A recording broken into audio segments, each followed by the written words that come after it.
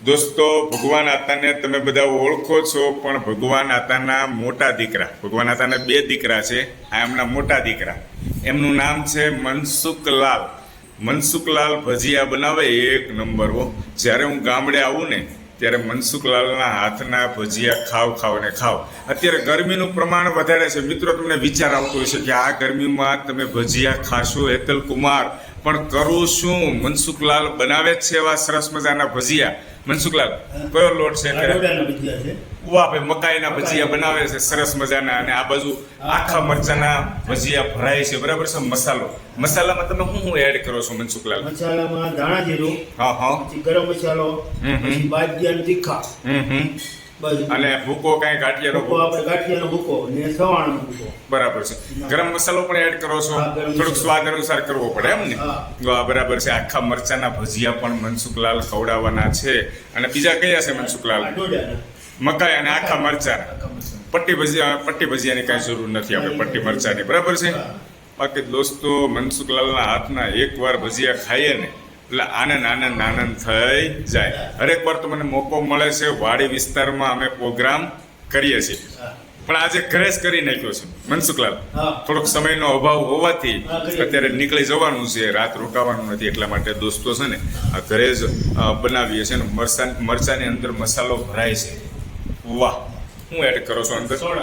Soda add કરો છો. બધી વસ્તુ નાખવાની. ઘણા ખરા મિત્રો મને કહે છે સોડા નો નખાય, ગરમ મસાલો નો નખાય, તો સ્વાદ કેવી રીતે આવે? તમારું શું કેવું છે મનસુખલાલ?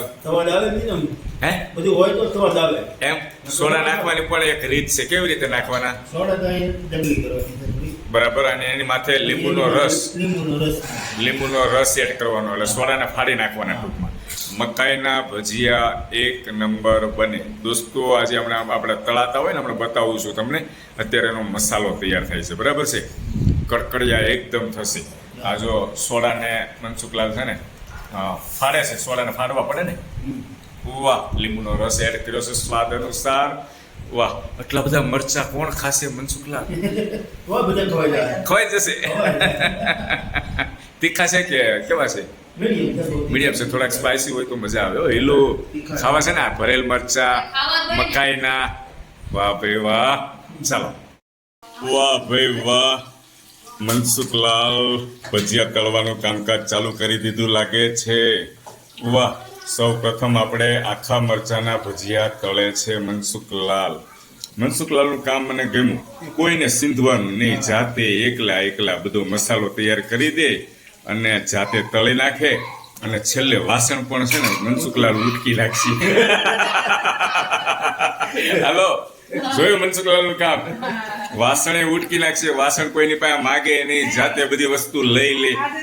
આ તો મનસુખલાલ છે ને આજ આવ્યા છે માનસીની, એટલે તમને હેલ્પિંગ કરાવે છે.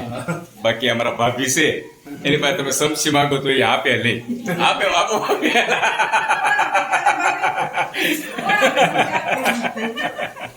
મનસુખલાલ એકદમ લાલ કરવાના છે ને? હે, વાહ. આખા મરચાના ભજીયા. મને ખરેખર સુરત યાદ આવશે જો તમારા ભજીયા. મેં નક્કી જ કર્યું હતું, ગમે એટલી ગરમી હોય, 43 ડિગ્રી 44 ડિગ્રી, પણ તમારા હાથના ભજીયા તો ખાવા છે ને ખાવા જ છે. મોકો મળ્યો છે એટલે આ શું કરો છો? આ બટાટા પૂરી છે? બટાટા પૂરી બાળકો માટે. વાહ, ખૂબ સરસ. ચાલો, મકાઈ વડા હવે જોઈએ આપણે. મકાઈ વડાનું કામકાજ ચાલુ કર્યું છે. વાહ ભાઈ વાહ. મકાઈ વડા હો દોસ્તો, એકદમ ક્રન્ચી, કડકડિયા, ખાવાની મજા આવશે. આપણે કેટલા વર્ષથી બનાવો છો મનસુખલાલ તમે મકાઈ વડા? ઓહો, 30 વર્ષથી બનાવે છે. અને હાથ પણ બરાબર બેસી ગયો છે મનસુખલાલનો. વાડીઓમાં ગમે ત્યાં પ્રોગ્રામ હોય, મોટા ઝીંઝુડા ગામની અંદર, એટલે મનસુખલાલ બનાવવામાં હોય જ. મોટા ઝીંઝુડા ગામના લોકો તો મનસુખલાલને સારી રીતે ઓળખે છે. ભજીયાના એક્સપર્ટ કારીગર છે, ભજીયાના સ્પેશિયાલિસ્ટ છે. તમારે સારું એમ? તો ભાભી બોલે છે, મેં નથી બોલતા. હે,